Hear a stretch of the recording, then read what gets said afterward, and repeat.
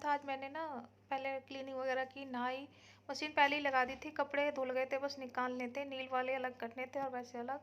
तो नील वालों को मैं अलग कर दूंगी और वैसे कपड़ों को सुखा दूंगी। तो इसके बाद मैं करूँगी पूजा। नवरात्रि चल रहे हैं तो पूजा भी करनी है अभी मुझे। और ये मैं वाइट वाइट कपड़े अलग कर दिए, तो पहले ये कुछ और नीचे पड़े हुए हैं, ये भी धुलेंगे अभी।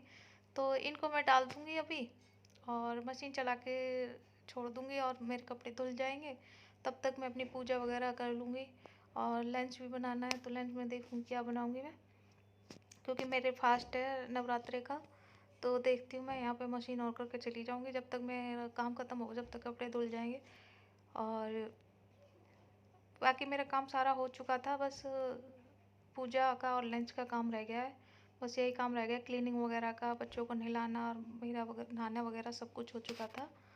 तो चलिए फ्रेंड्स, यहाँ कपड़े सुखा लेते हैं, फिर मिलते हैं आपको मंदिर में।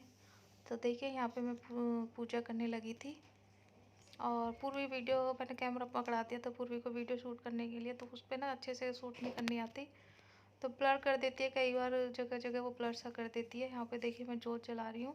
और ये एक ढक्कन में ना मैं जो जौ होते हैं वो बोते हैं ना नवरात्रों में, तो वो बो रही थी मैं एक मिट्टी के बर्तन में। और चौकी मैंने नीचे लगा ली है, तो चौकी पे सिर्फ मैंने जो ये पूजा का सामान है वही रखा है। और देवी माँ की मूर्ति को तो मैंने मंदिर के अंदर ही रख दिया था। और तो मुझे कमेंट करके बताना मेरे पूजा का रूटीन कैसा लगा आपको, पूजा करने का तरीका। और देखिए मंदिर को मैंने देखो सजाया था, वीडियो में दिखाया था, तो बहुत सुंदर लग रहा था मंदिर भी, बहुत ही ज़्यादा सुंदर लग रहा था। और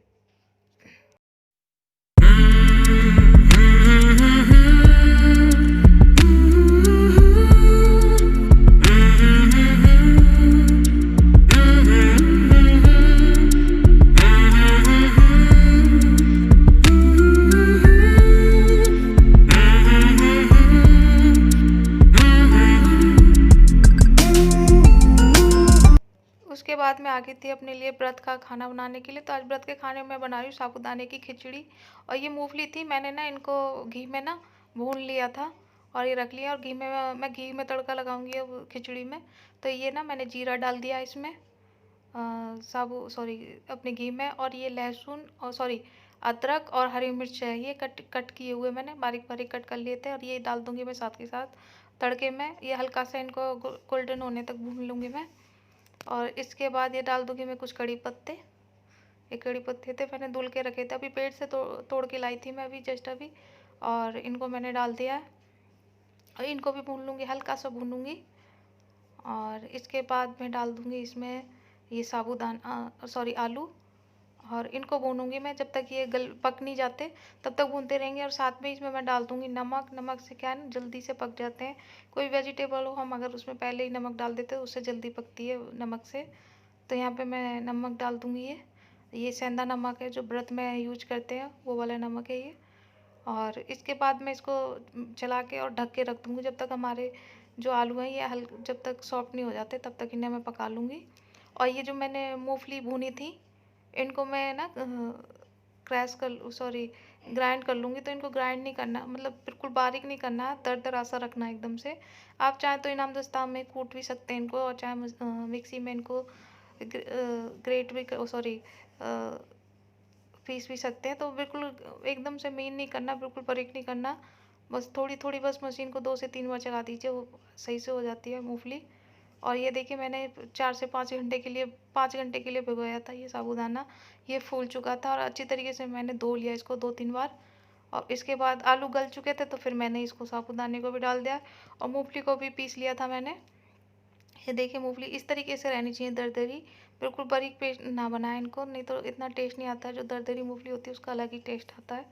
और ये मूंगफली भी डाल दी है मैंने। तो ये घी में भूनी थी ना, इसकी वजह से ना ये सारी कटोरी में ना आपस में चिपक गई थी कटोरी में। और तो मैंने हाथ से निकाल दी है बस। और ये नींबू का रस, आप नींबू का रस नहीं खाते टमाटर भी यूज कर सकते हैं। यहाँ पे मैं नींबू का रस डाली, टमाटर नहीं डाले मैंने। और ये डाल दूँगी मैं काली मिर्च का पाउडर और इनको भून लूँगी। तो इसी तरीके से अब इसको ना मैं कम से कम ना तो 4 से 5 मिनट के लिए भूनूंगी, चलाते रहेंगे, नहीं तो हमारा जो साबूदाना है नीचे लग जाएगा। और बिल्कुल गैस को एकदम सिम कर देंगे और भूनते रहेंगे। तो यहाँ पे देखिए खिचड़ी बन के हो चुकी है तैयार। और यहाँ पे मैं भोग के लिए निकाल लूँगी, भोग के बर्तन है भगवान जी के, इसमें मैं निकाल लूँगी और भोग लगा दूँगी। पहले भोग लगा के फिर मैं अपना खाना निकालूँगी इसमें से। तो चलिए फ्रेंड्स, पहले भोग लगा लेते हैं। और यहाँ पे देखिए भोग लगा के आ गई थी। अब मैं अपने लिए निकाल लूँगी इस प्लेट में। और मैं ये शाम के टाइम का है, ये शाम के टाइम मैंने बनाई थी खिचड़ी। तो मैंने पूजा करने के बाद तो मैंने जो है ना फलाहारी मतलब फल जो खाते हैं फल वगैरह खा लिए थे, तो मुझे ज़्यादा ज़रूरत नहीं पड़ी खाने की, तो फिर शाम के टाइम बना लिया। दोनों टाइम का काम हो जाएगा, शाम को भी रात को भी खाना खाने की ज़रूरत ही नहीं है। उसके बाद देखिए जो कपड़े सुखाए थे वो रेलिंग पे सूख रहे हैं, अभी गीले थे हल्के हल्के, शाम के टाइम सुखाए थे। जो दूसरे कपड़े थे मैंने डाले मशीन में। और यहाँ पे देखिए मैं ये तकिए के कवर सिल रही हूँ। मैंने दिखाया था आपको पहली वीडियो में, मैं कपड़ा लेके आई थी एक वेलवेट का। तो ये ना बड़ी मुश्किल इस पर ना मैंने सुई भी चेंज कर दी थी, 11 नंबर की सुई लगाई थी, फिर भी नहीं चली ये। फिर मैंने को ध्यान आया कि ना मैं अखबार लगा के सिल के देखती हूँ जो। फिर मैंने ना इस पर अखबार लगाया, फिर मैंने इसको सिलाई की, तो अखबार से फिर इस पर अच्छी सी सिलाई आई। लेकिन टाइम बहुत लगा मुझे। जो तकिए कवर 1 से 2 घंटे में बन के तैयार हो जाते, वो मेरे को 2-3 घंटे में जाके बन के तैयार हुए। 3 घंटे में मान के चलो बन के तैयार हुए थे, इतना टाइम लिया इन्होंने। इनको कटिंग करने में भी बहुत ज़्यादा दिक्कत हुई इस कपड़े को, और सिलाई करने में भी। पहले मैंने सोचा शायद सुई की प्रॉब्लम होगी, तो मैं सुई भी लेके आई 11 नंबर की, फिर भी नहीं चली इस पर। फिर मैंने अखबार लगा के की, तो तब मेरी इस पर सही से मशीन चली। और अखबार को कट करने में भी काफ़ी टाइम लग जाता है, और बार बार टूट भी रहा था अखबार। हेलो एवरीवन, कैसे हैं आप सब। तो फ्रेंड्स मैं आपको दिखाऊंगी, जो मैं बता रही थी ना आपको, पिलो बनाऊंगी मैं उस कपड़े के, वेलवेट का जो कपड़ा लाई थी उसके। तो मैंने उसके पिलो बना दिए हैं, देखा कौन वाले पिलो। ये छोटे वाले पिलो थे और 2 बड़े वाले थे, ये वाले देखो,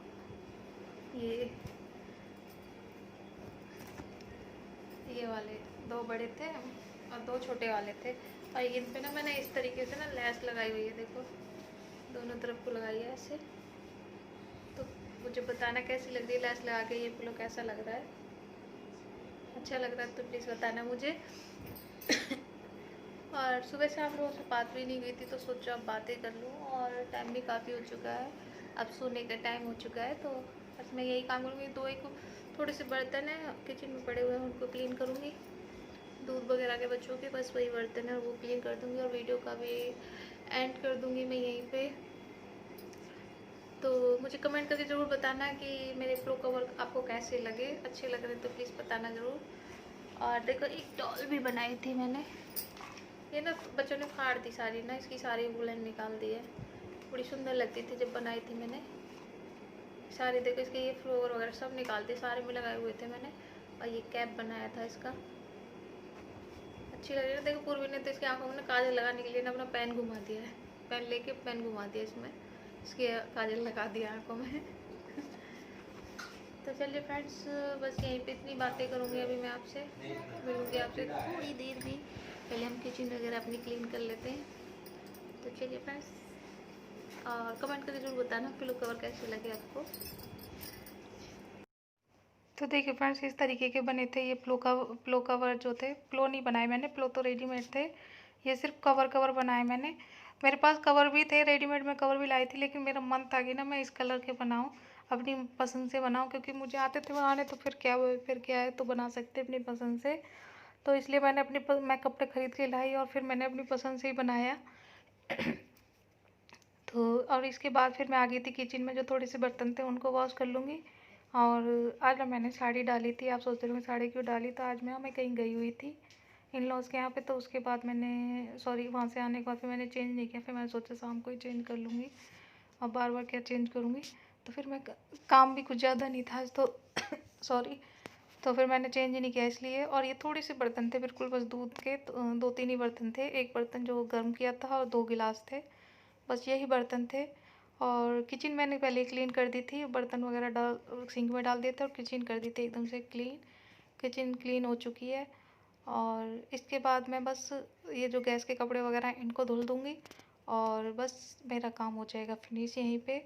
और मेरा एक ना दूध का डब्बा रखा हुआ था, ये ना सॉरी दूध का नहीं है, ये घी का डब्बा है मेरा। घी रखती हूँ मैं इसमें जब निकलता है, तो घी कल मुझे ना मेरा जो पहला जिसमें घी अब फ़िलहाल मैं रख रही हूँ वो भर चुका है, तो मैं दूसरे डब्बे में डालूँगी। तो पहले इसमें ही था घी, अब वो भी क्या कहते हैं ना, ये वो बढ़ने वाला अब मैं इसमें डालूँगी। तो मैं ना इसको क्या करती हूँ, धूप में रख देती हूँ धुल के। 3-4 दिन के लिए धूप में रख दो ना, तो फिर इसकी स्मेल निकल जाती है सारी। और मैंने इसको 2-3 दिन से धूप में ही रख रखा था। आज मैं इसको धुल के फिर से रख दूँगी और सुबह फिर से एक बार धूप लगा के और जो घी बनाऊँगी मैं उसको डाल दूँगी इसमें।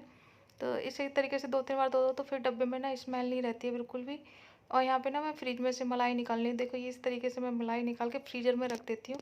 तो ये रात के टाइम ही मैं इसको फ्रीज़र में से निकाल दूँगी, क्योंकि इसमें ना बर्फ़ जमी होती है। जब सुबह मैं मलाई को जब चलाऊँगी ना, तो चलाने में दिक्कत होती है बर्फ़ की वज़ह से। अब रख दूँगी तो इसकी सारी बर्फ़ पिघल जाएगी।